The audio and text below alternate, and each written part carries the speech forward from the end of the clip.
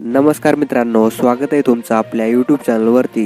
मित्रांनो, आजच्या व्हिडिओमध्ये आपण महाराष्ट्रातील आजचे सोन्या चांदीचे बाजारभाव पाहणार आहोत, त्यामुळे व्हिडिओ नक्की शेवटपर्यंत पहा।